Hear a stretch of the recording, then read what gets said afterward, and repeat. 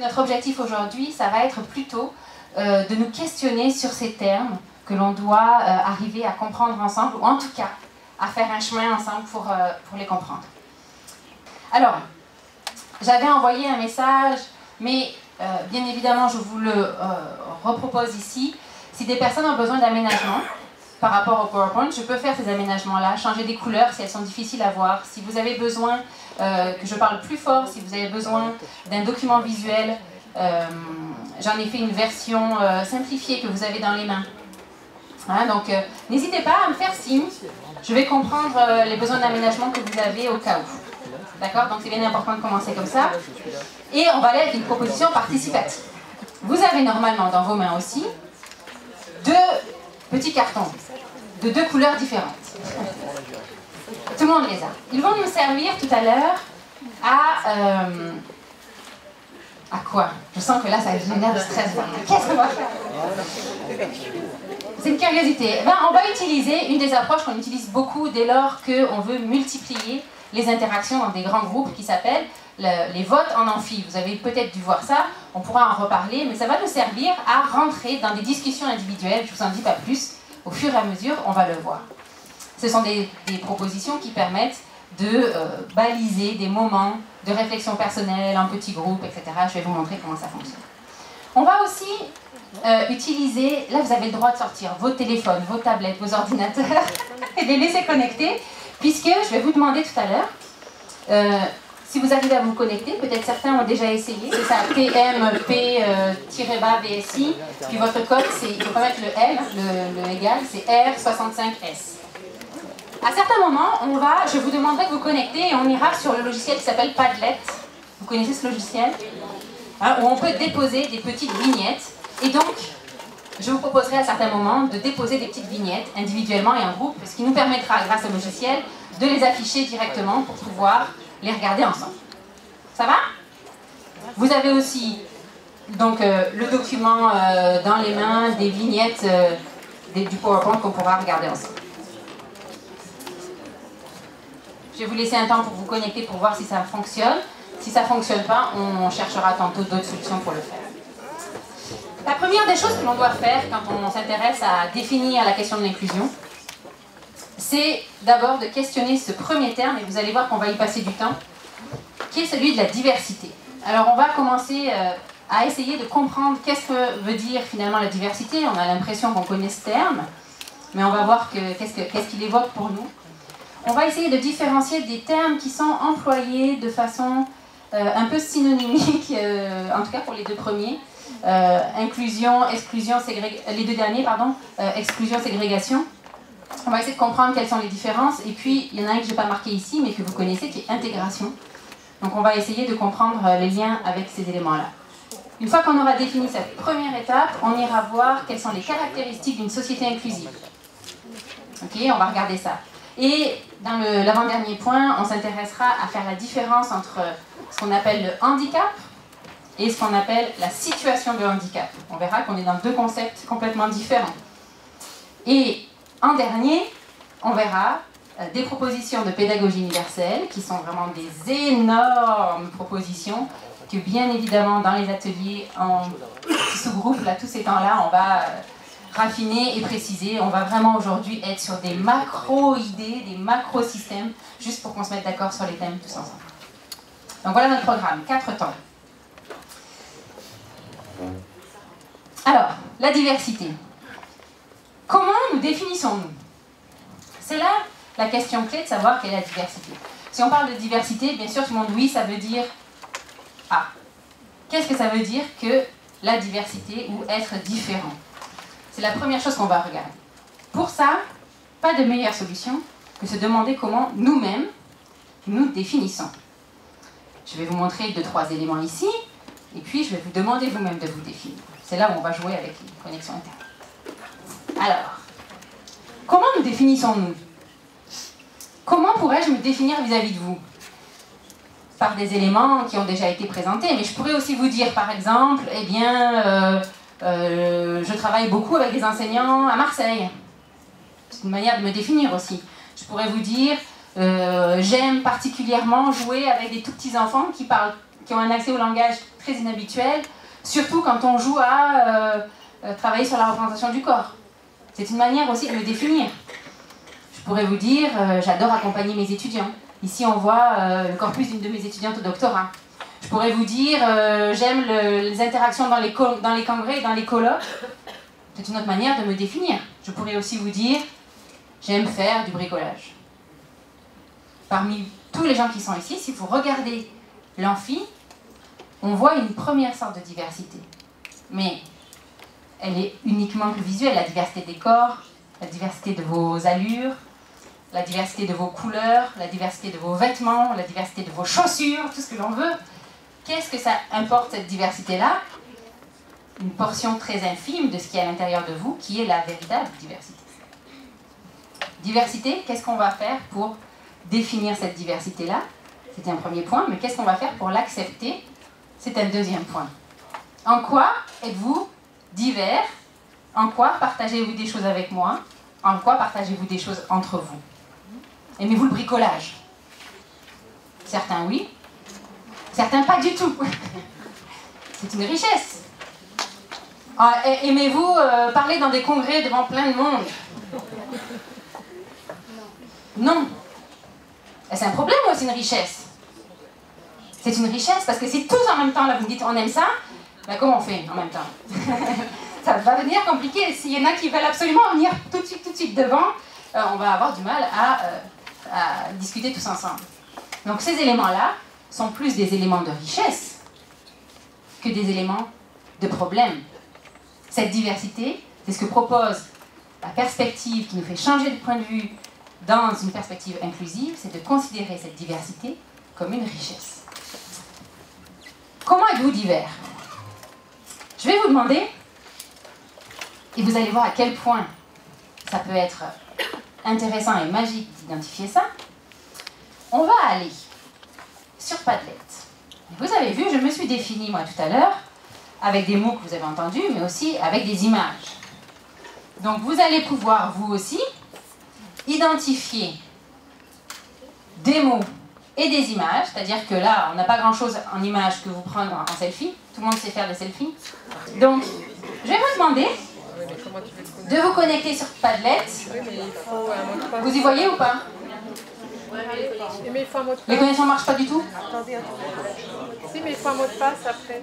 Alors, une fois qu'on est sur Padlet, le mot de passe, c'est diversité avec un accent. Prenez une feuille de papier, peu importe, et marquez 2-3 mots.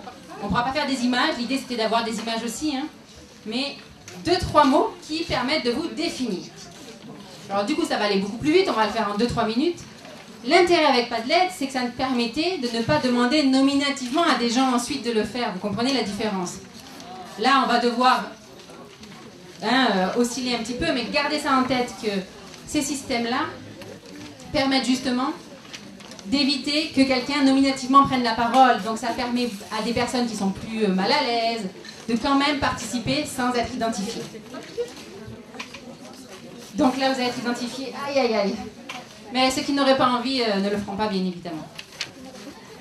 En lancer comme ça, même sans lever la main, par exemple. D'accord? Ça va nous permettre... Moi, je vais essayer d'en capter, puis on va essayer de les regrouper et voir qu'est-ce que c'est que cette diversité. Ok? Alors, allez-y. Voyage. Voyage. Alors là, on est sur quel type de caractéristiques? Quelque chose qu'on aime. Quoi d'autre? Curieuse. Une habilité. Lunettes. Ouais, moi aussi je la partage celle-là, c'est sûr. Les autres aussi je les partage. Maintenant, si je me posais la question, quoi autour du voyage? Je suis plus sûre que ce soit exactement la même chose qu'on partage. Curiosité. Est-ce que plusieurs ont pensé curiosité comme quelque chose qui les caractérise? Oui? Mais curiosité de quoi? Curiosité de quelle manière? Curiosité jusqu'à quel point ça me fait peur? Curiosité de quelle manière je me définis complètement dans curiosité ou pas trop dans curiosité, mais quand même un peu. Là, on a une gamme d'intensité. Voyage. Voyage dans une langue étrangère. Voyage dans une langue que je maîtrise. Voyage tout seul. Voyage de groupe. Voyage dans son cadeau. Là encore, on a, derrière un seul terme, une énorme quantité de variabilité. Quoi d'autre? Pâtisserie. Pâtisserie quoi? Les manger ou les faire? Les faire seuls ou les faire avec les enfants? Les faire en classe ou les faire à la maison? Encore de la diversité. Quoi d'autre? Parents. Parents, ah, ça c'est le meilleur des mots, je pense, celui-là. En termes de variabilité, il nous amènerait à une diversité incroyable si on commençait à le décliner. Quoi d'autre? Danse. Danse, ah, ça je partage à 100%. Danse, mais danse quoi? Classique, jazz, improvisation contact, danse seule, en groupe. Vous comprenez le principe? Si on devait rentrer, c'est la première des choses qu'on pourrait retenir, c'est que les termes, les mots qu'on emploie pour nous caractériser ou pour caractériser les autres, ils ne veulent très rarement, on va dire, ils veulent dire exactement la même chose. Et c'est ça qui est à l'origine du concept de diversité. Il se passe quelque chose de bizarre quand on s'intéresse à cette question-là, et vous allez voir que, bon, on l'a pas fait en grand parce qu'on n'avait pas de lettres, mais je me demande si vous avez fait comme ces personnes ici, vous allez voir dans cette petite vidéo.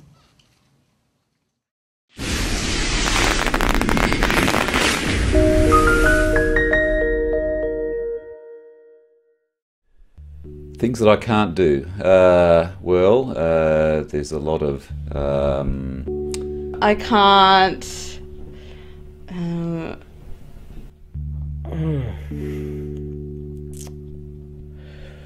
Well, this is hard. Well, I can't do. Well,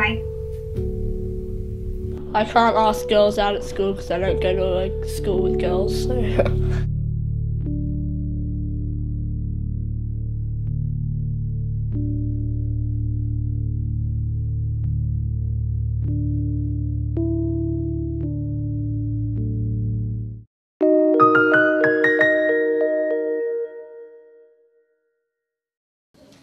On est d'accord que personne d'entre vous ne s'est défini? Si? Ah, super. Vous êtes défini par des choses que vous ne pouviez pas. Est-ce que vous êtes défini aussi par des choses que vous ne pouviez? Exactement. Et la grande différence ici, c'est que c'est vous qui l'avez décidé.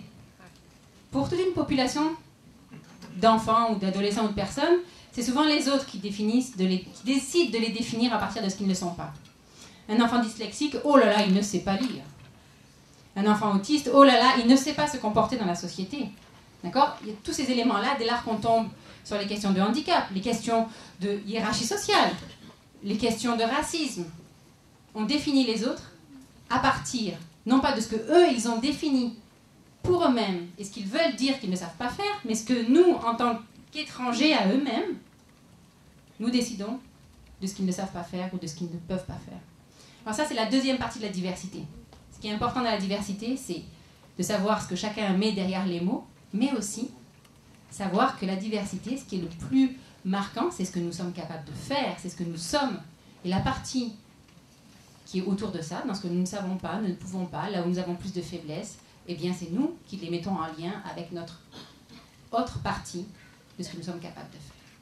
D'accord? Donc c'est ces deux choses-là qui reviennent au fondement dans lequel nous devons rentrer si on s'intéresse à la pensée inclusive. Alors, qu'est-ce que ça donne dans l'éducation? Je vais reprendre la définition que propose un de mes collègues québécois, Luc Prudhomme. C'est que la diversité, puis là vous le comprenez en ayant fait ce travail, ce petit jeu qu'on a fait avant, c'est l'expression des caractéristiques humaines ou des préférences. Comment je me caractérise? Qu'est-ce que je préfère? Qui fait référence à des expériences déjà vécues, qui sont interpellées alors qu'il aborde des situations nouvelles qui lui sont proposées. En éducation, la diversité est reliée aux occasions que l'on donne à l'autre de la montrer. Ça va? Ça fait du sens? S'il n'y a jamais rien de nouveau, s'il n'y a jamais droit à la parole, s'il n'y a jamais de nouvelles activités que l'on fait, eh bien, il est beaucoup plus difficile de percevoir la diversité. Cette diversité, même si elle est moins sollicitée à l'école, elle est là de toute façon, puisque nous vivons dans une diversité intrinsèque. Donc, de toute façon, les personnes qui sont là sont diverses et variées. Qu'est-ce que ça veut dire, cette partie de la phrase qui indique qu'il y a des caractéristiques et des préférences? à l'école. Ça veut dire que si je conçois que nous n'aimons pas tous la cuisine de la même manière, je reprends votre exemple, la pâtisserie de la même manière, eh bien, on considère que ça constitue une richesse. Si moi, en tant qu'enseignant, je décide de faire la pâtisserie de telle et telle manière, dans une classe de maternelle, par exemple, alors, est-ce que je laisse cours à cette diversité? Première question. Deuxième question. Pour qu'un enfant sache qu'il aime la pâtisserie, que faut-il? Qu'il ait essayé de faire de la pâtisserie. Alors, il y a bien sûr plein de choses qu'on fait dans la famille, et elle a une part très importante. Mais il y a aussi l'école pour tout un tas d'expériences qui permettent de soutenir cette diversité. C'est aussi les modes d'apprentissage. Pourquoi je ne voulais pas de l'aide tout à l'heure? Parce que c'est un moyen de vous montrer qu'on pouvait parler de soi avec des images, des mots, des dessins, et exprimer les choses avec tout un tas de supports différents. Okay? Ça aussi, c'est l'expression d'une diversité. Voilà, plus dans le détail, ce à quoi nous réfère la diversité. Là, j'utilise aussi un modèle qui a été utilisé par Luc Prudhomme. Vous l'avez en petit sous vos yeux, si vous voulez le... 3 éléments. À quoi nous réfère cette notion de diversité si on la regarde au niveau de l'éducation? Mais vous allez voir que j'ai pris la focale éducation, mais ça pourrait être n'importe quelle manière de concevoir la diversité. La diversité, elle va venir nous questionner sur 3 axes. Le premier axe, qui est appelé l'axe éthique. Le deuxième axe, qui est un axe épistémologique. Et le troisième, qui est un axe idéologique. Si je veux concevoir cette diversité, il va falloir que ça implique au travers de moi, par moi et dans mon entourage, tout un tas de reconsidérations sur ce qu'est l'être humain. D'accord? On est dans la catégorie éthique, sur ce qu'est l'apprentissage, on est dans la catégorie épistémologie, et sur ce qui est, de façon générale, la société. Et là, on est sur le troisième axe idéologique. L'être humain, on commence par celui-là. La manière dont l'être humain, et là on parlera de l'apprenant, s'engage à dévoiler sa diversité, c'est bien sûr lié à toutes les expériences qu'il a vécues. Ça veut dire qu'on va donner crédit à l'importance, à la chance et à la variabilité de toutes ces expériences qui, bien sûr, ne sont pas que des expériences scolaires, qui sont des expériences de vie en général. C'est de cette manière-là qu'apparaît l'unicité de la personne. Qu'est-ce que ça va impliquer comme orientation? Ça veut dire que nous allons devoir faire une très grande place et une grande ouverture à la curiosité du sens précis que chacun met derrière son expérience. Je vais vous donner juste un exemple qui est flagrant quand on le regarde au niveau culturel. Quand je suis arrivée au Québec, alors que je vivais en France, un jour, mes étudiants me demandent sur un exercice qu'on fait, est-ce que je suis dans le champ? Moi, je leur réponds, oui, c'est parfait. Parce que pour moi, être dans le champ, tu sais, un champ, il est fermé, puis tu es à l'intérieur du champ. Je leur dis, oui, ça va très bien. Et là, je vois leurs yeux qui s'ouvrent, je vois qu'ils deviennent tout blancs, et qu'ils ne savent pas si je me moque d'eux, s'il y a quelque chose qui dysfonctionne. Bref, je comprends à leur non-verbal qu'il y a vraiment un problème. Et là, je me dis, bien évidemment, le sens m'échappe. Et qu'est-ce que veut dire être dans le champ au Québec? Être complètement perdu, parce que les champs ne sont pas barricadés. D'accord? Les champs sont des vastes étendues, complètement ouvertes. Donc c'était exactement l'inverse. Et moi, dans mon expérience, c'est complètement différent d'eux. D'accord? On peut se dire, bon, je vois que ça ne va pas, mais après tout, ils n'ont qu'à s'habituer à ce que je dis. D'accord? Ou on peut se dire, l'expression de notre unicité demande à ce que je m'assure qu'on partage un sens. Un enfant qui dit, vous le savez, ouais, c'est trop nul ce que tu fais. Je ne sais pas s'il parle comme ça ici. Ouais, c'est trop nul ce que tu fais. C'est quoi les expressions? T'es molle? C'est molle, c'est ça? C'est molle. Bon, je peux dire quoi? Qu'est-ce que je vais dire dans ma tête et qu'est-ce que je vais lui donner à voir pour lui permettre d'exprimer sa variation, sa diversité? Est-ce que je comprends que cette expression, elle veut dire la même chose pour tout le monde? ou est-ce que je comprends que pour lui, il y a une couleur particulière liée à son expérience qu'il vient me donner. D'accord? Donc, ça va être ça, avoir une grande ouverture dans la reconnaissance du sens que la personne donne. C'est en lien vraiment avec un fondement théorique, vous avez entendu ce terme sûrement, celui d'éducabilité, que toute personne peut et fait du sens dans son éducation. Tout au long de sa vie, je rajouterais, parce que parfois on le pense chez les tout petits, puis dès qu'on grandit un peu, plaque, c'est fini.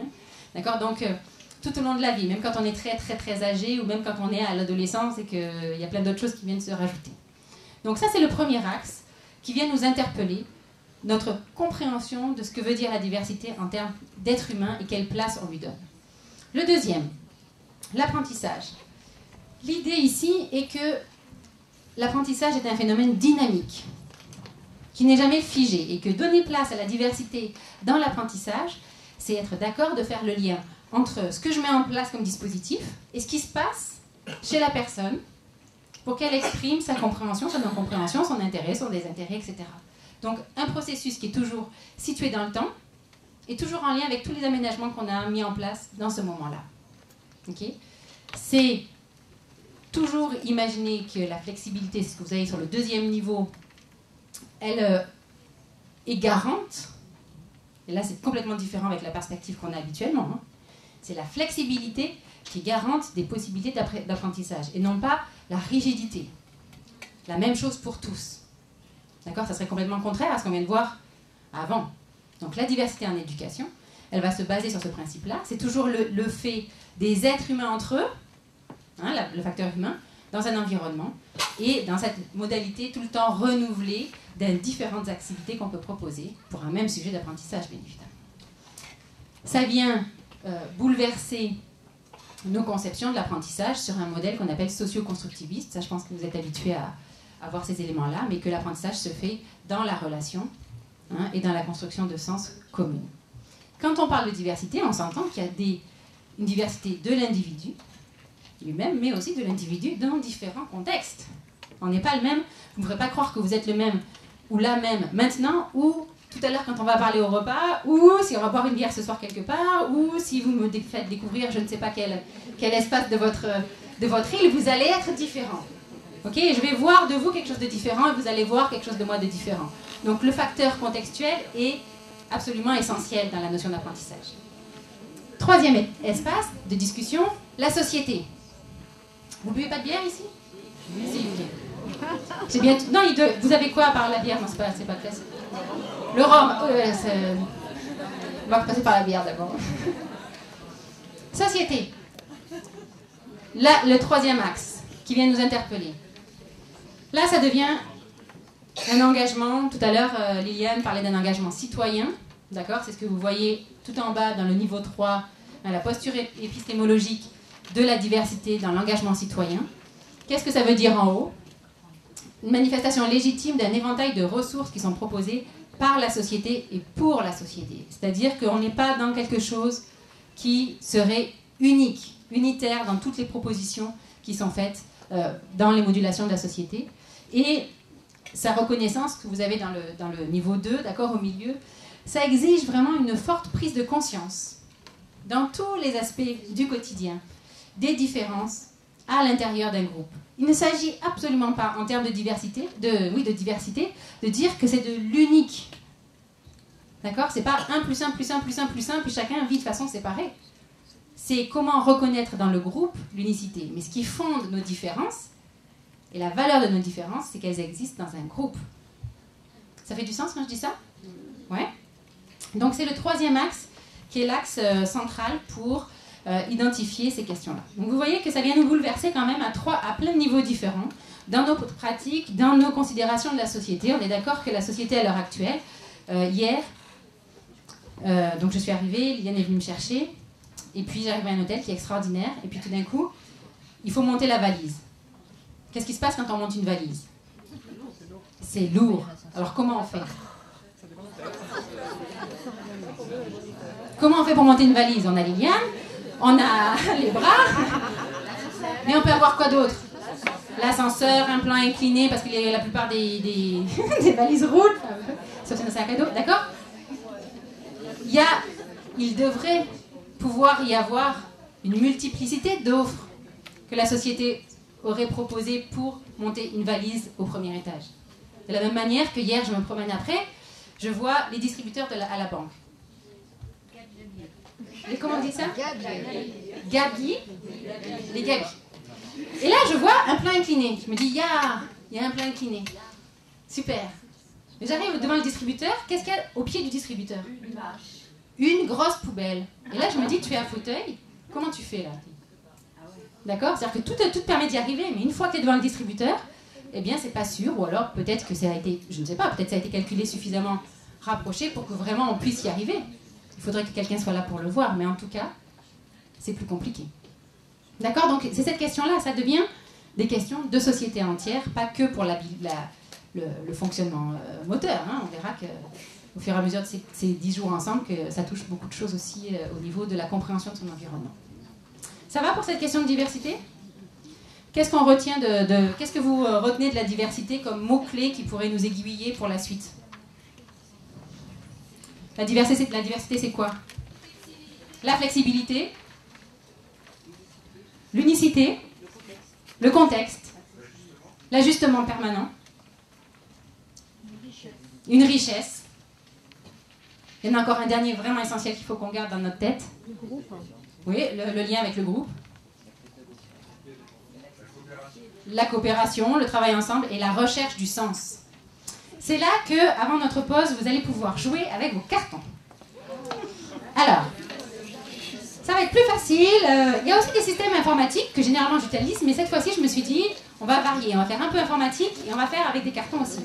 Et pour ceux qui voudraient le tester dans leur amphi à d'autres situations, il existe des logiciels qui sont extraordinaires, qui vont faire la même chose que ça, sauf que pour vos étudiants, vous gardez la trace que là, on va perdre dans le groupe. Alors, le principe, je vous l'explique en détail.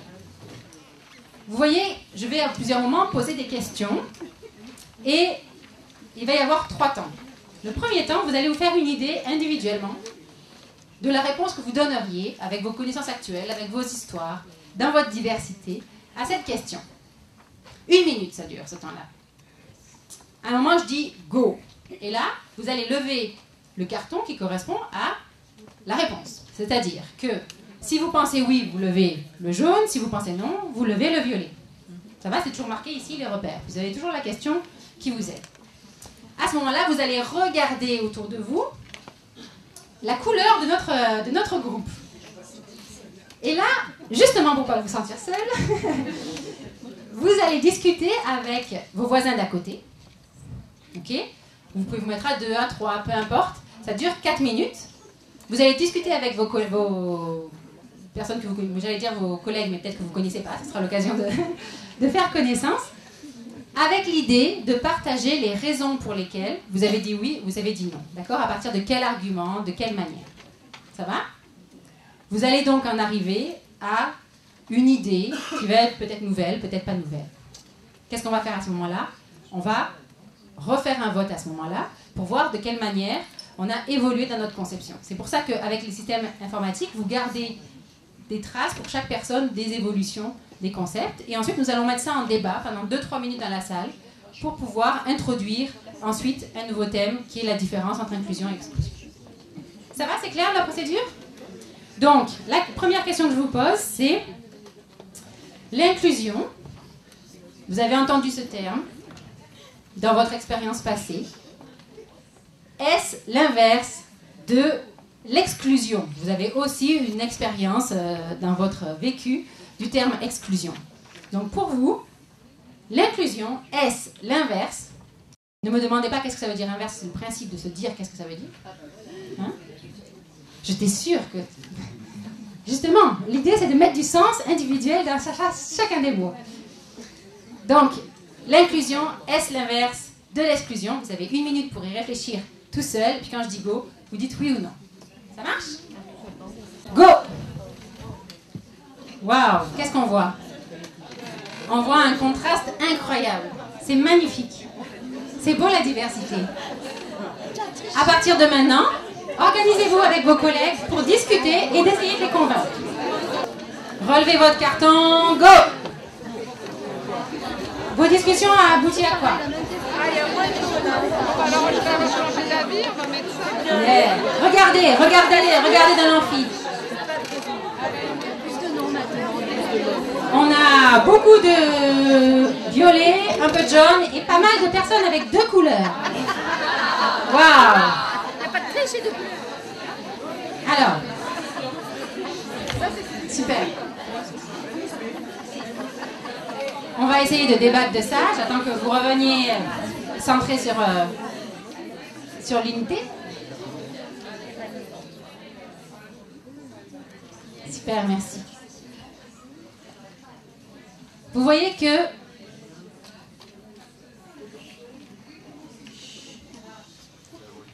que ce genre, même un grand nombre d'activités, vient provoquer chez nous un questionnement individuel pour savoir qu'est-ce que je pense d'abord et ensuite comment je peux parler avec l'autre, même dans un grand groupe, de ces genres de différences.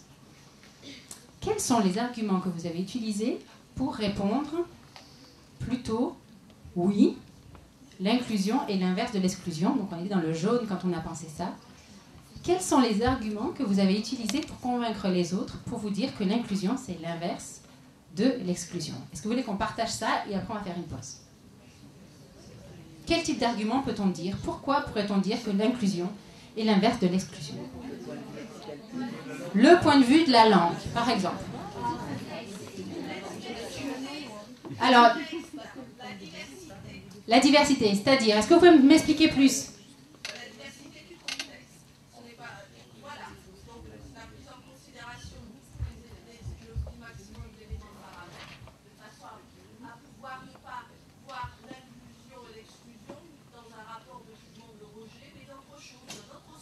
D'accord, ça serait comme vraiment 2 entités totalement différentes, c'est ce que je comprends. Ok, on aurait 2 entités différentes. À défaut, ça ne serait peut-être pas l'inverse, mais plus une causalité. Alors, on a une proposition de dire, est-ce que c'est vraiment un inverse ou est-ce que c'est une causalité? Donc là, on essaie de mettre de la nuance dans la définition linguistique ou les concepts eux-mêmes, d'accord? En essayant de voir, est-ce que ces concepts ont un lien de causalité, de cause de conséquence, donc, hein, ou peut-être d'autres types de causalité. Est-ce qu'on avait d'autres types d'arguments dans ceux qui pensaient oui, c'était un inverse? Non, on a fait le tour à peu près. Chacun s'y rejoint. Dans ceux qui avaient plutôt l'idée que c'était un non, que ça n'est pas l'inverse, quels sont les arguments que vous avez utilisés? Oui? On peut être la même personne, mais à un certain endroit être inclus et d'un autre endroit être exclu. Voilà, donc ça ne serait pas quelque chose qu'on vivrait de façon unique, d'accord, séparé. Il y aurait quelque chose de l'ordre aussi d'un lien à avoir entre les deux. Donc vous avez vu que la question du lien, elle peut vous faire dire oui ou elle peut vous faire dire non. Juste je pointe certaines choses comme ça. Hein? Quoi d'autre? Quel type d'autre argument? Oui?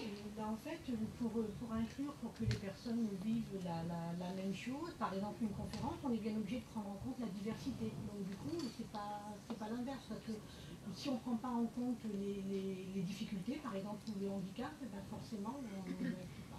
Ouais. Donc le fait de prendre en compte la diversité fait que vous répondez non. Le fait de prendre en compte la diversité fait qu'on peut répondre aussi oui. Bien sûr, vous pensez bien que j'ai choisi mes questions pour qu'on arrive à ça. Hein.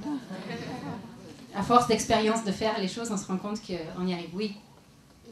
Pour moi, l'inclusion et l'exclusion n'est pas du tout dans le même domaine, c'est dans le même champ. Enfin, l'exclusion, je vais le vivre comme quelque chose de pulsionnel hein, de la part des gens, tandis que l'inclusion, pour l'instant encore, où seulement on est dans le politique, quelque chose qui n'est pas, qui est réfléchi, qui n'est pas pulsionnel. Ouais, on aurait quelque chose de, si je redis différemment, est-ce que je pourrais dire, vous me dites si c'est bien votre idée, que d'un côté on aurait du vécu et de l'autre quelque chose qui n'est pas encore du vécu, donc on n'a pas le lien avec la pulsion de vie, c'est ça? Généralement l'exclusion c'est les gens qui le font, qui vont exclure les autres et c'est une réaction en fait souvent de rejet, donc c'est une réaction pulsionnelle, tandis que l'inclusion pour l'instant on est encore dans une démarche réfléchie, institutionnelle, politique.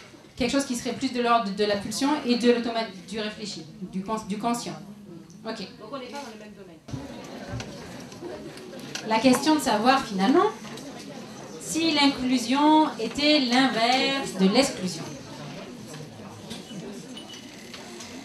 On a vu, avec les arguments que chacun a mis en exergue dans les petites discussions, que la question a l'air d'être beaucoup plus compliquée que de parler en termes d'inverse, parce que les mêmes arguments pourraient venir dire oui ou non selon comment on les conçoit.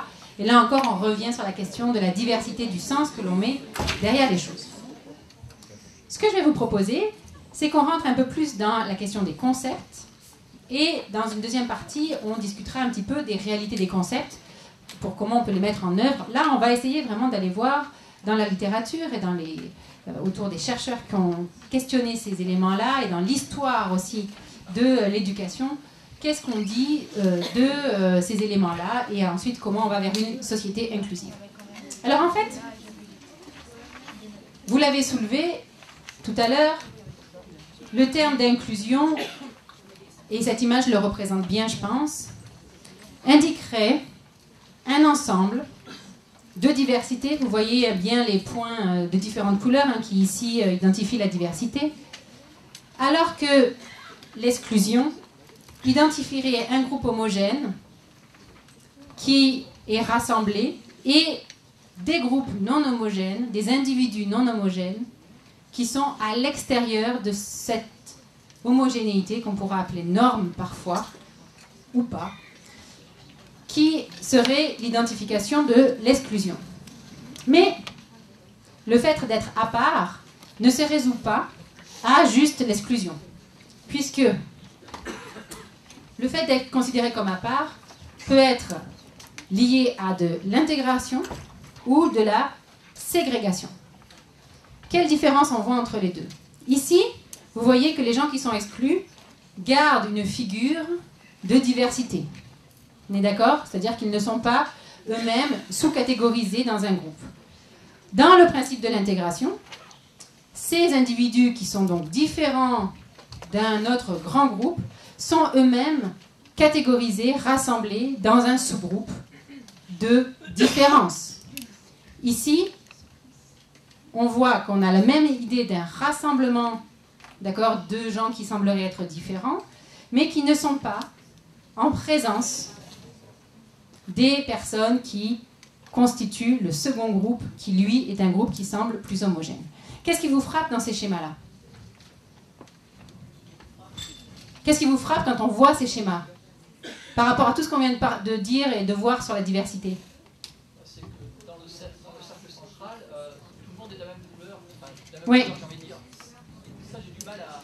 Voilà, en bas ici, voilà. D'accord, dans les trois situations qui ne sont pas les situations d'inclusion, on a l'idée d'un regroupement, d'accord, qui serait un regroupement homogène, duquel s'extrait de différentes manières des gens ou des individus, des personnes, je ne sais plus quel terme on pourrait employer pour être le plus proche possible, qui eux font figure de ne pas être similaires. D'accord? Donc les postulats ici, on s'en rend bien compte, c'est qu'il y aurait une homogénéité, et cette homogénéité forme un groupe dont différentes personnes sont exclues, soit en tant qu'individu exclu, soit en tant que sous-groupe, mais avec une activité à l'intérieur quand même proche, soit complètement exclu. Si on prend la réalité du milieu scolaire que vous vivez, dans quelle situation semblez-vous, je reprends l'exemple que monsieur a dit tout à l'heure, quand on prend des élèves, etc., on se rapproche de quel schéma? Intégration, d'accord? Donc on délimite un groupe, une catégorie de personnes qui vivent proche d'un autre groupe, mais ce groupe-là, lui, est considéré comme homogène. C'est-à-dire que l'école conçoit les élèves comme un groupe homogène, des enfants d'accord, sans besoin particulier, je vais employer certains termes qui sont utilisés, et auquel il y aurait un groupe d'enfants qui, eux, ont des besoins particuliers, qui sont en contact avec les autres enfants. La ségrégation, c'est lorsque l'on n'a pas de contact. Ce sont des écoles qui sont complètement spécialisées, qui sont loin des autres dominantes, d'accord, ou des enfants qui sont hospitalisés, par exemple, parce qu'ils ne peuvent pas tenir debout, ou ils ont trop de difficultés. À ce moment-là, ils peuvent aussi avoir une scolarisation, mais qui est complètement séparée. Pourquoi on ne peut pas parler en termes d'inverse? Pourquoi c'est difficile, quand on voit ces éléments, de parler de quelque chose d'inverse? Parce qu'on est sur qu'est-ce qui, ici, saute aux yeux, qui nous empêche de parler d'inverse? Là, exactement, il y a quelque chose qui est de l'ordre de c'est pas la même perception qu'on a du monde et des êtres humains. Vous comprenez? Vous voyez ça? Ici, tout le monde est singulier. Ici, il y en a qui sont singuliers et d'autres qui ne le sont pas. Hein? Et à la fois, ici, on reconnaît quand même la singularité. Ça construit le modèle de la norme. Hein? Donc on est dans cette dualité en permanence. Comment ça se passe? Est-ce qu'il y aurait des situations d'exclusion et des situations d'exclusion, d'inclusion, d'intégration, d'exclusion? Est-ce qu'on parle en termes de politique? Est-ce que ça suffit de parler en termes de politique pour qu'on passe d'un modèle à l'autre ou d'une situation à l'autre? Est-ce que c'est en lien avec un contexte? Qu'est-ce qui fait qu'on se situe dans ces différents éléments? D'après vous? Ouais. Global, on va prendre en compte un environnement, une situation sociale, etc. Alors que les autres situations, elles vont pas prendre en compte un ensemble plutôt. Elle disait que ici c'est tout le monde qui est considéré, alors que là on est dans une autre manière de considérer le degré de la manière dont on regarde la situation. On pourrait, si vous vous référez à votre vécu, avez-vous vécu des situations d'exclusion? Vous vous êtes dit, je ne fais pas partie du groupe. Oui. D'accord? Tout le temps. Est-ce que certaines situations sont plus dommageables? Oui. Donc là encore, on est dans des questions de nuances. Mais on arrive à ces situations d'exclusion parce qu'au départ, l'environnement familial, social, éducatif réfléchit à partir du concept de groupe homogène et non pas d'un groupe dans lequel s'exprime la diversité. D'accord? Donc c'est ça les éléments de base. Ça veut dire que l'inclusion, ça n'est pas être avec des besoins particuliers dans un groupe et faire attention uniquement aux besoins particuliers de ceux-là à l'école, sans tenir compte des autres personnes pour lesquelles on dit mais non, celui-là c'est un élève typique, classique, il n'a pas de besoins particuliers. Vous faites bien la différence? Ok? C'est donc, bien sûr, le terme besoin éducatif particulier a été introduit dans les textes de loi, on ne va pas revenir là-dessus, mais on pourrait dire que chacun d'entre nous, nous avons des besoins particulier. Ça n'est pas la panacée de certaines personnes. D'accord? Nous sommes tous dans un principe d'avoir des besoins particuliers. Pour aller plus loin sur ce que ça induit, je vais me référer.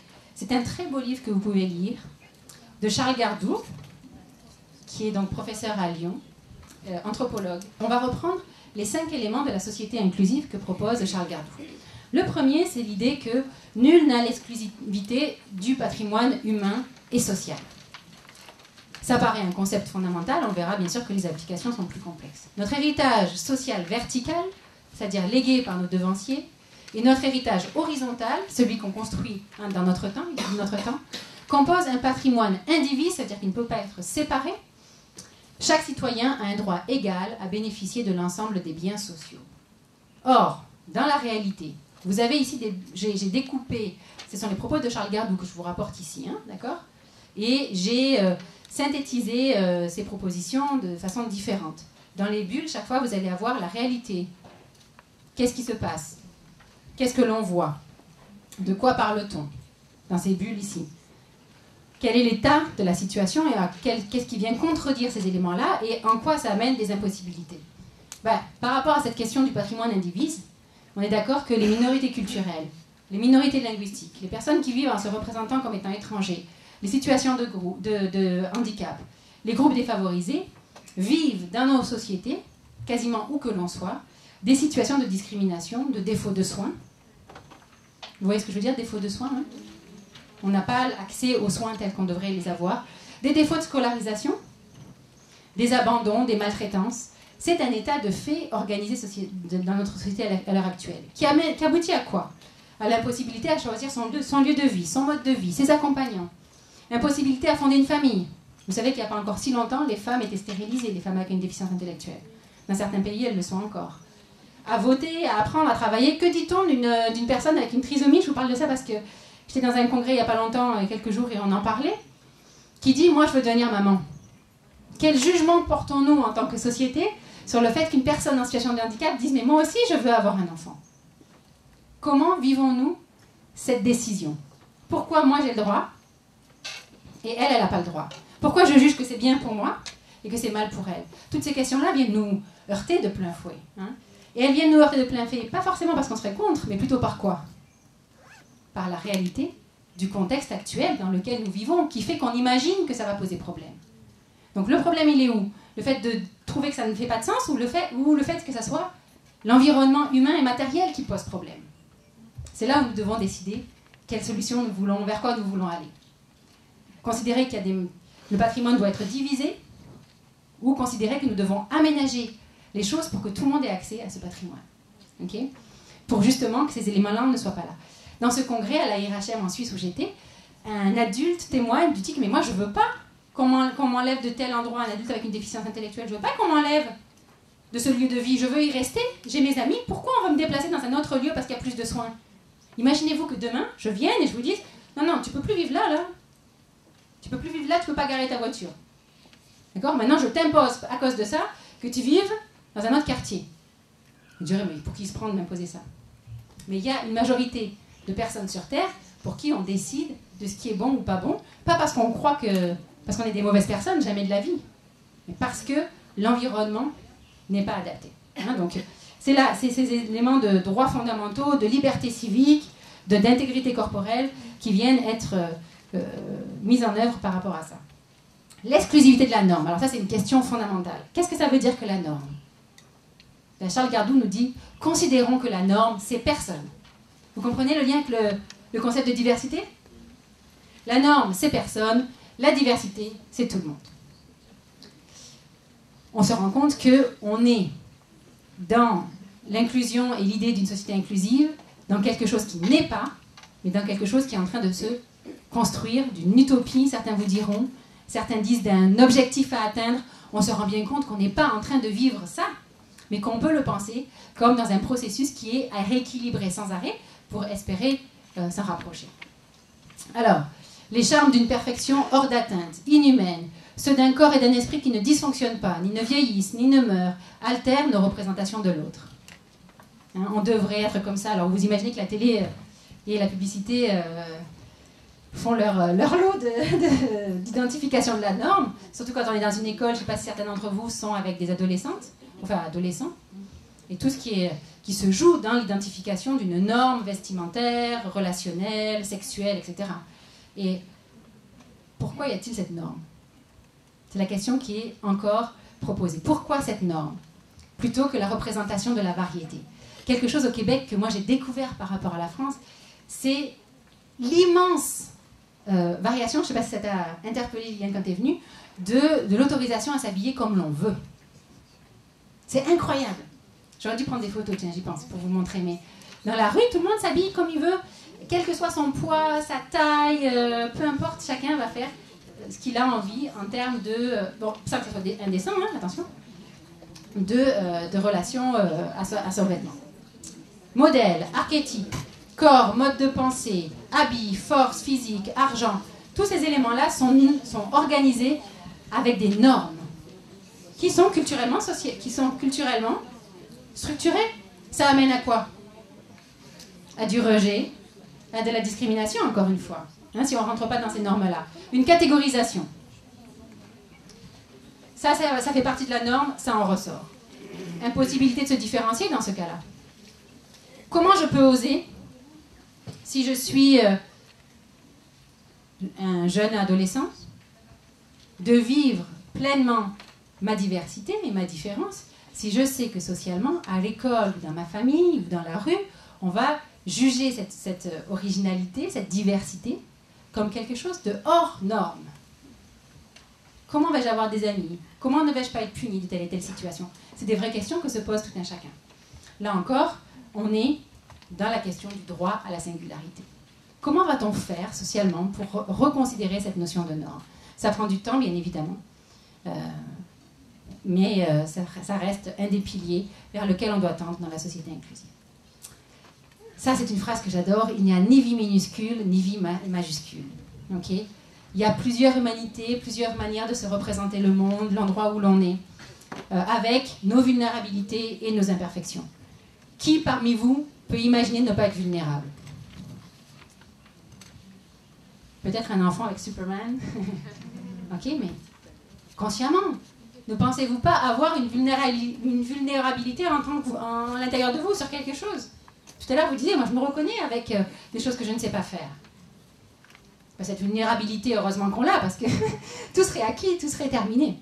D'accord? Non, la vulnérabilité, si on la conçoit comme quelque chose d'organisé, de temporel, pourquoi pas? D'accord? Pourquoi la marquer comme quelque chose au fer rouge qui ne disparaîtra pas? C'est ce que nous propose Charles Gardou en disant nous ne pouvons pas refuser et rejeter sans arrêt notre vulnérabilité, au contraire. Acceptons-la et à ce moment-là, nous accepterons n'importe quel type de vulnérabilité. Impossibilité d'être reconnu et de participer socialement. Comment quelqu'un qui a un accès difficile au langage, adulte, avec des idées, c'est la première étape, il faut reconnaître que cette personne a des idées, va-t-il voter? Comment fait-il pour aller voter et participer? Vous avez déjà vu dans vos bureaux de vote des personnes avec une déficience intellectuelle, par exemple? Pourquoi? Pourquoi n'auraient-ils pas la possibilité de vivre pleinement leur engagement citoyen? Hein? Souvent on se dit, oui, mais est-ce qu'ils comprennent ce qui se passe? Voilà la question à laquelle on revient. Est-on capable de ne pas juger de degré de vie minuscule ou majuscule?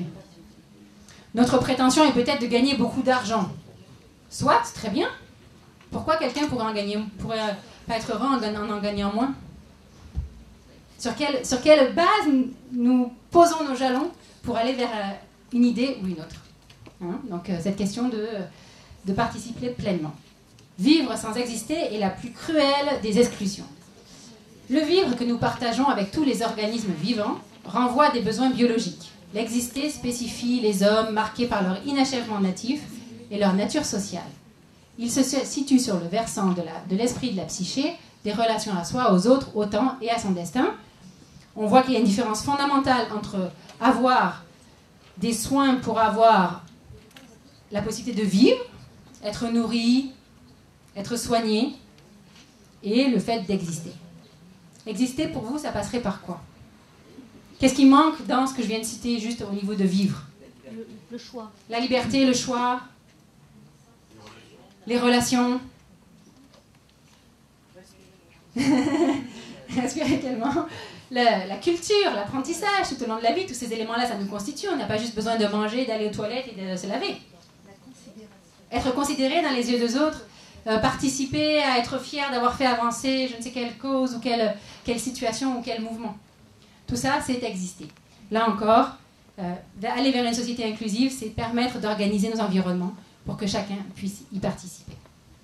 Dernier point, tout être humain est né pour l'équité et la liberté. Et là, j'en viens tout de suite à vous montrer une image, d'après moi, essentielle. Vous avez ces petits textes, hein, si vous les voulez, dans vos documents.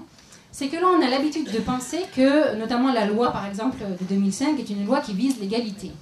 Hein, ça s'appelle égalité des chances. L'égalité, c'est tout le monde tout pareil. C'est quand vous allez faire les courses avec vos enfants, vous avez un garçon, une fille, vous achetez des jupes à tout le monde. Ben, il faut bien qu'ils aient tous la même chose. D'accord? C'est, on mange tout à l'heure au buffet, on prend exactement le même nombre de grains de riz. Ok? Même si vous avez très faim, pas faim, un grand appétit, un petit appétit, vous prenez tous la même chose. Ça, c'est l'égalité. L'équité, c'est aménager ce que l'on va avoir comme possibilité devant nous selon nos besoins. Ça va? Là, on parle d'équité. De quoi j'ai besoin? Ou alors là, vous imaginez ce que ça vient questionner dans les modes d'évaluation à l'école. Ok? On verra tout à l'heure sur les pédagogies. Et puis, il y a une autre possibilité, c'est celle d'enlever les barrières. Dans la pédagogie inclusive et dans les approches inclusives, on oscille toujours entre les deux. Parfois, on est dans un processus d'équité, on va essayer d'aménager pour que chacun puisse faire quand même l'activité. Ici, c'est regarder un match de baseball. Mais parfois, on peut aussi tout simplement, directement, enlever les barrières. Vous voyez qu'il nous a fallu du chemin depuis ce matin pour arriver à comprendre profondément la question de l'inclusion. Et on a pris l'habitude en formation d'aller un peu vite, de ne pas se donner le temps. Alors, très schématiquement, les gens ont utilisé très souvent les 2 premières pour expliquer qu'il y a des besoins qu'il faut aménager. Ça vient changer un peu le principe quand même, comme vous l'avez compris, de cette notion d'inclusion. Ça, c'est une première raison. Moi, j'en ai parlé avec plusieurs de mes collègues et souvent, pour aller vite, ben, c'est mieux que rien. C'est souvent la réponse qu'on a. La deuxième, c'est que le schéma a été aménagé en français et que vous voyez que moi, je vous le donne dans sa version originale anglophone. Et que j'ai trouvé, sur les sites français, on trouve beaucoup plus facilement un aménagement qui a été fait à l'origine, je ne sais pas par qui, de la version avec juste les 2, avec les textes traduits en dessous en français. Le mouvement de l'inclusion ayant toute une histoire en milieu anglophone, les anglophones utilisent quasiment simultanément tout le temps ces 3 visions-là. La différence qu'il y a entre les 2, vous l'avez exprimé, c'est que oui, on peut commencer à se sentir proche de l'inclusion quand on modifie les barrières pour aller vers l'équité. C'est une étape. Mais si on pense, depuis tout à l'heure, la question de la diversité pleinement, il ne devrait même pas y avoir de barrières. Hein, on devrait... Mais tout à l'heure, j'en parlais avec certains collègues. Au Canada, il ne faut pas croire qu'on est dans une politique inclusive. On n'est pas dans une politique inclusive au Canada. Donc, moi, je ne dirais pas qu'il y a du retard. Il y a des sociétés imprégnées avec une histoire et il faut du temps. Alors, c'est peut-être là où le débat a commencé à différentes temporalités à certains endroits. Vous voyez que... Ça, je vais aller très vite dessus parce que ce n'est pas nécessaire de prendre beaucoup de temps, puis je pense que vous avez beaucoup d'ouvrages qui évoquent ça. Tout ce que je viens de dire, ça rentre en confrontation avec l'histoire. On comprend toutes ces questions de groupe, sous-groupe, pas sous-groupe, où est-ce qu'il y a des groupes, est-ce qu'il faut penser en termes d'individus, en termes de sous-catégories. Si on regarde les lois, on voit qu'on est dans cette binarité, cette difficulté de savoir qu'est-ce qu'il faut faire. Les conventions des droits de l'enfant, c'est une sous-catégorie, les enfants.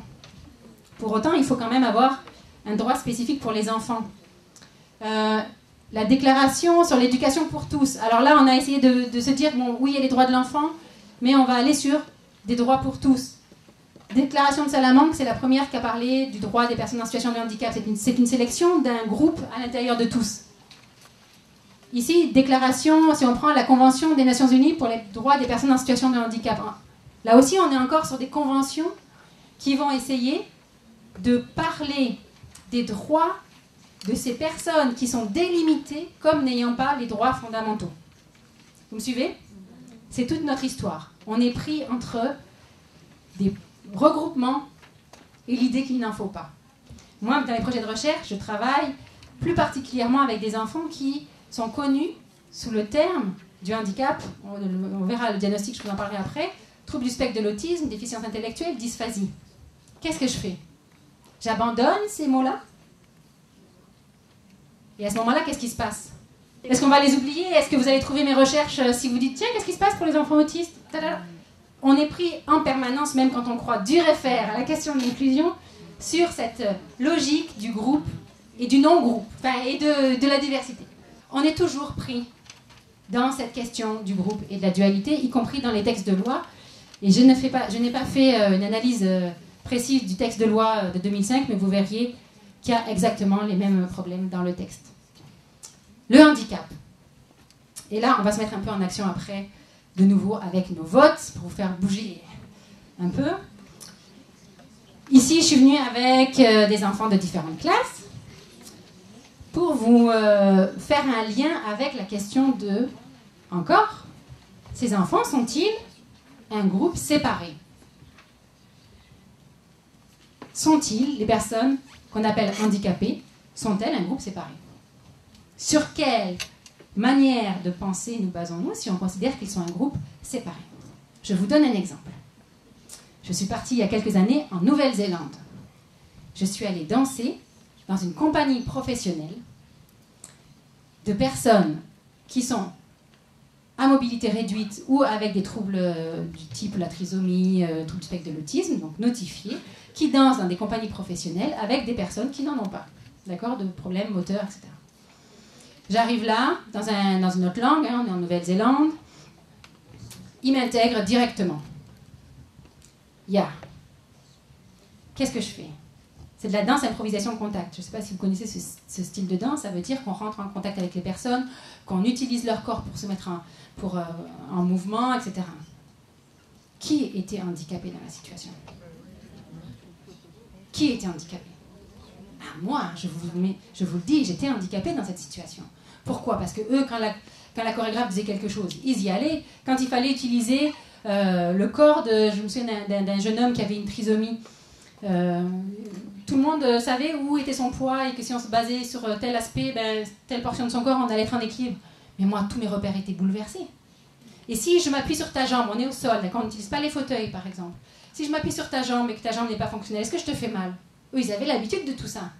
Ils connaissaient tout ça. Donc tout leur environnement faisait qu'eux n'étaient pas du tout en situation de handicap, mais moi j'étais en situation de handicap. Et là, on vient de toucher la différence fondamentale de penser en termes de diagnostic, le handicap, ou de lien avec l'environnement, et on parle de situation de handicap. D'accord? Je vais essayer de vous expliquer cette différence-là. Et on va regarder ça.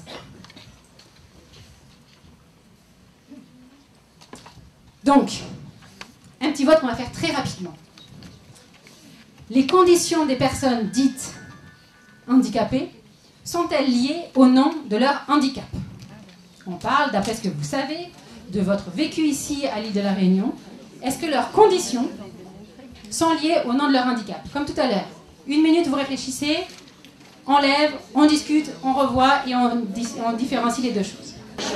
Vous êtes prêts? Attention. Go! Attends, changez. Oui, quand même. C'est toujours contrasté, mais il y a quand même des changements. Il y en a même avec 2. Il y en a moins tout à l'heure des 2. Ah non, quand même. Alors, merci. Merci pour votre participation.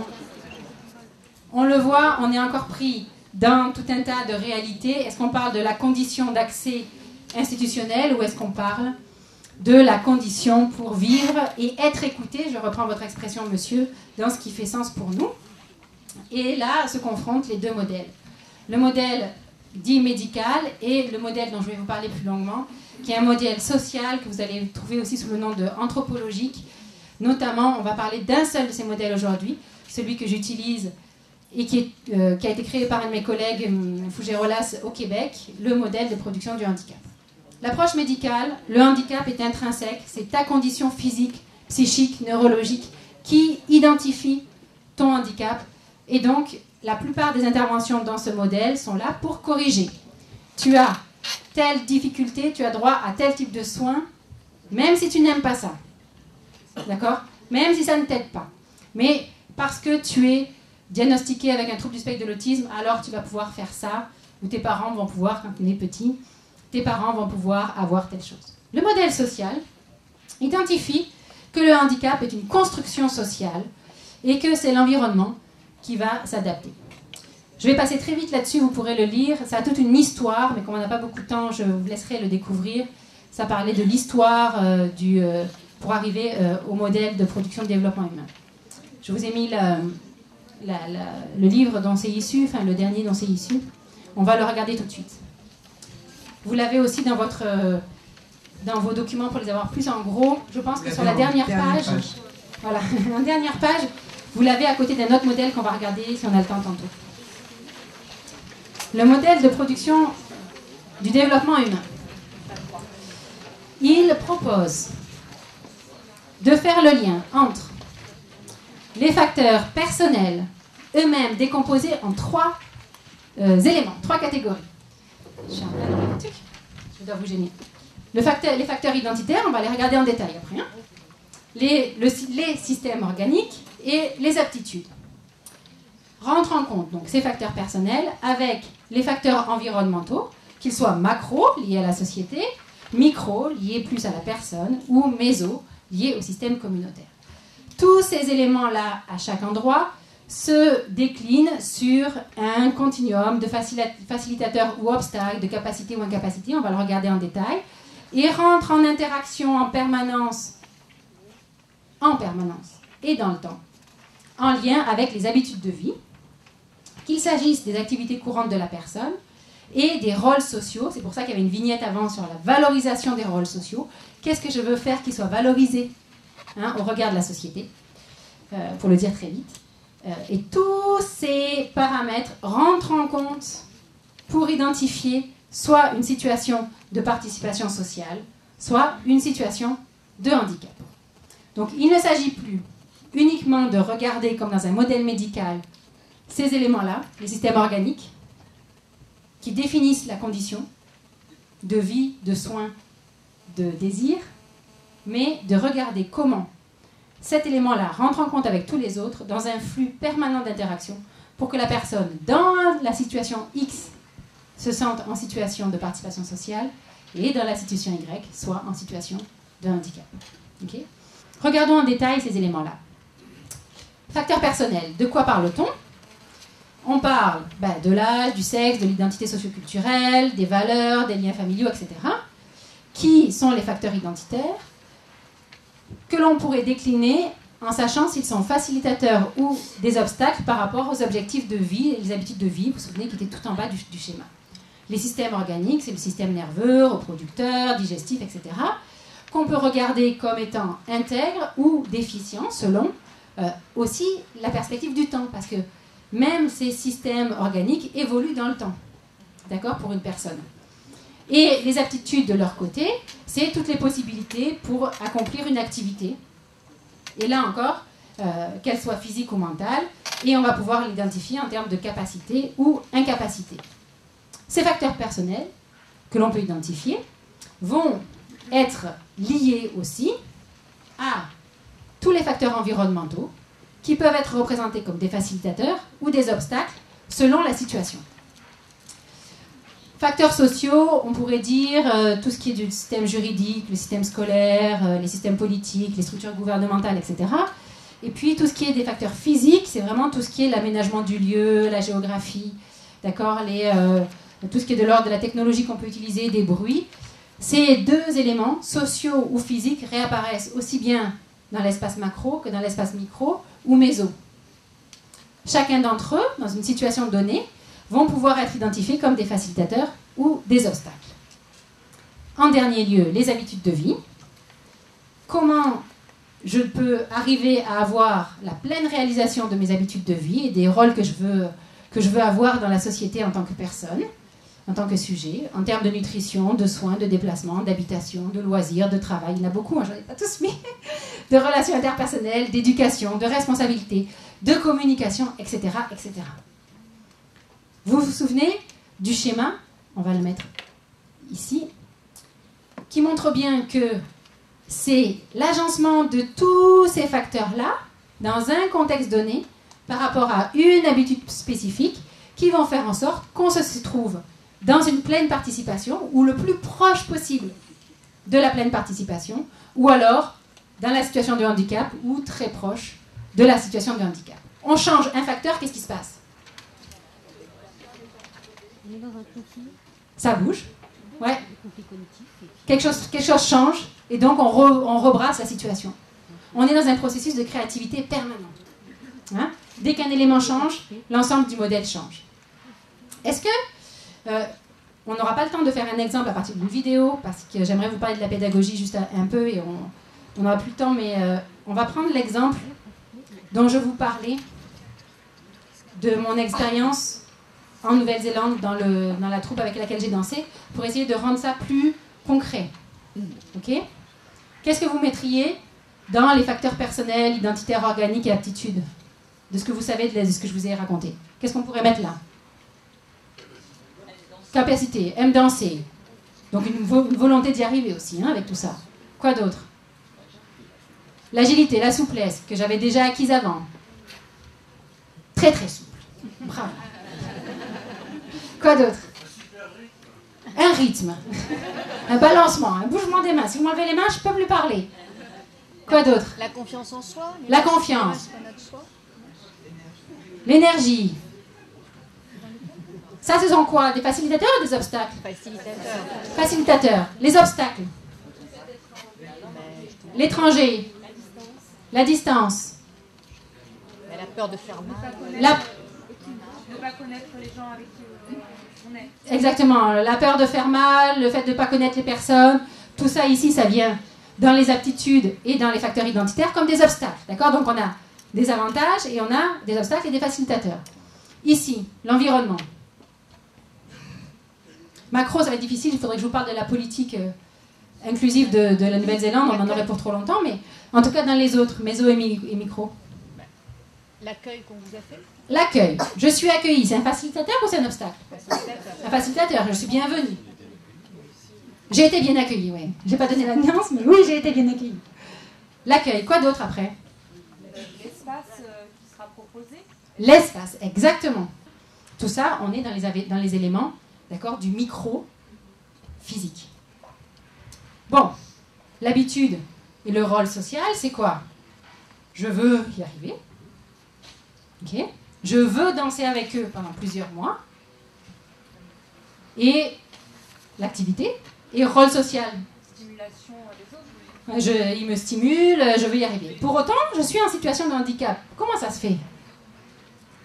C'est la représentation de soi-même que nous on se fait.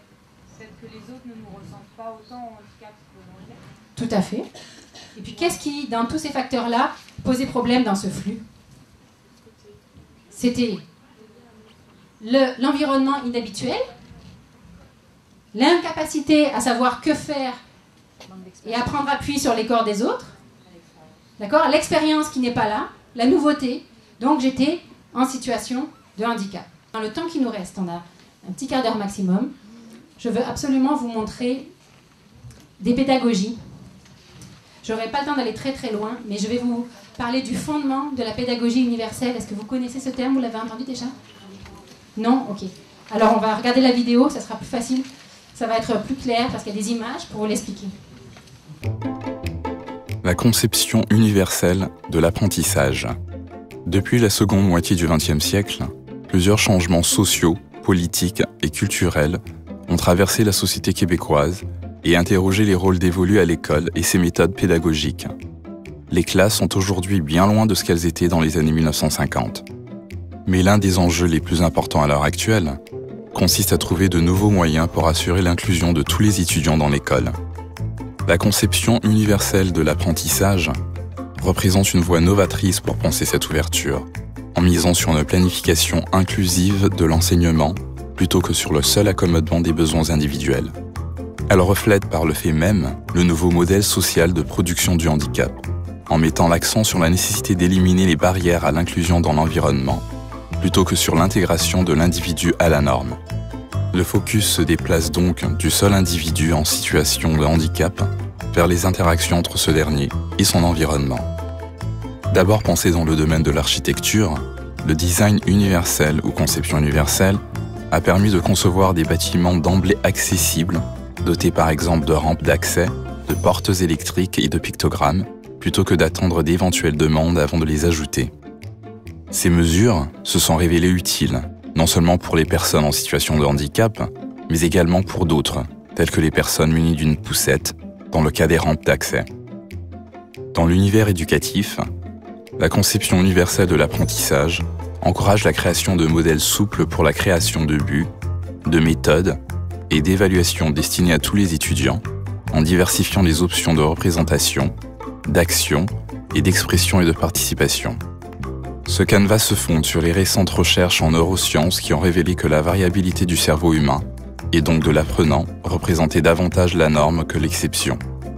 Le premier principe, ciblant les réseaux de reconnaissance du cerveau et donc le quoi de l'apprentissage, vise à fournir divers moyens de représentation des savoirs afin de tenir compte des moyens pluriels qu'utilisent les étudiants pour recueillir et classer l'information.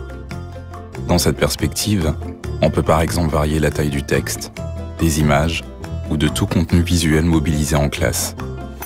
Le deuxième principe, ciblant les réseaux stratégiques du cerveau et donc le comment de l'apprentissage, vise à fournir divers moyens d'action et d'expression aux étudiants, en les invitant notamment à s'exprimer dans de nombreux supports, tels que les textes, les discours, les films et l'art visuel. Le troisième principe, ciblant les réseaux affectifs du cerveau, et donc le pourquoi de l'apprentissage, cherche quant à lui à multiplier les moyens de participation, en permettant par exemple aux étudiants d'établir leurs propres objectifs et d'entreprendre une autoréflexion à l'égard de leur propre parcours. En prenant en compte les multiples différences sur le plan de la représentation, de l'action et de l'expression et de la participation, l'enseignant est ainsi davantage en mesure de favoriser la réussite éducative de tous les étudiants, qu'ils soient ou non en situation de handicap.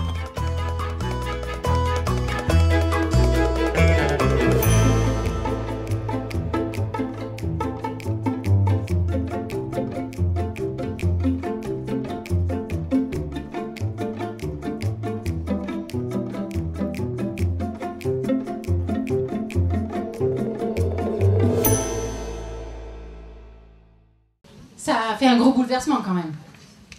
Ça induit quoi, cette conception universelle de l'apprentissage dans une classe concrètement? Après, je vais vous montrer un modèle qui est... Quoi, par exemple? Allons-y. À la pièce, là, on peut faire un brainstorming, puis mettre tout ce que ça induit. Prendre en compte l'individualité dans tout ce qu'elle est. Quoi. Ouais, mais concrètement, ça veut dire quoi dans une classe? Concrètement, je veux dire techniquement. Qu'est-ce qu'on ferait, par exemple? Adapter ses attentes. On peut adapter ses attentes. Un enseignement à la carte. Alors à la carte, ça voudrait dire individualiser. Ouais. Ça veut pas dire, dans cette approche-là, ça veut pas dire qu'on fait des choses séparées avec chacun. C'est le principe de donner, pour un même contenu d'apprentissage, par exemple, ou bien, voilà, plusieurs supports, plusieurs représentations, mais aussi, et c'est là que ça vient nous chercher vraiment et que c'est compliqué dans notre changement, aussi en témoigner et en rendre compte de diverses manières. D'accord? C'est-à-dire le restituer ce que l'on sait à partir de différents supports. Écrire un texte, faire une pièce de théâtre, utiliser du visuel, fabriquer un objet, etc. Ça veut dire que l'enseignant, il a très clairement dans sa tête l'objectif à atteindre, okay?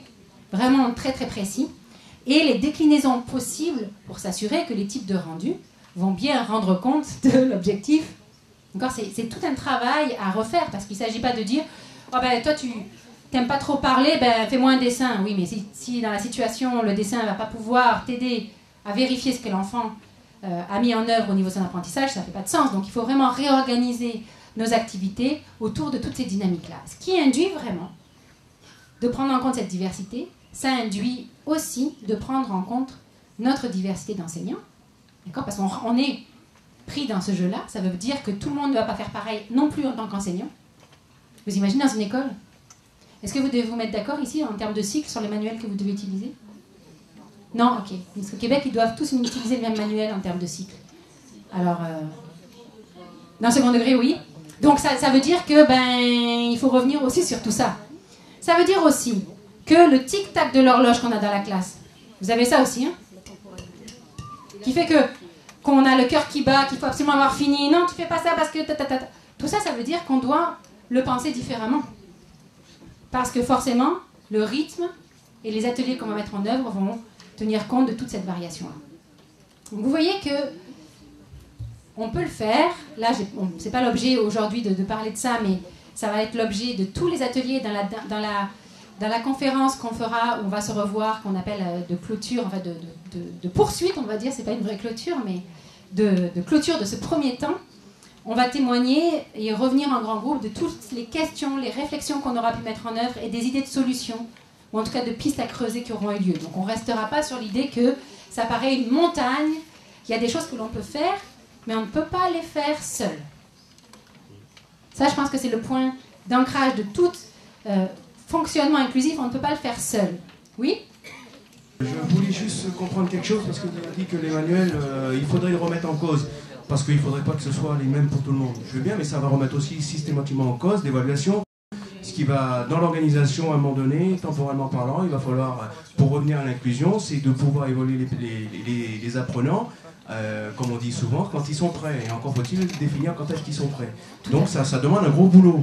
Et ça implique aussi la question institutionnelle à ce moment-là. Est-ce que tout le monde sera d'accord là-dessus? Exactement. Vous avez tout à fait les mots qui correspondent à la suite. Ça n'est pas l'idée de ne plus avoir de manuel.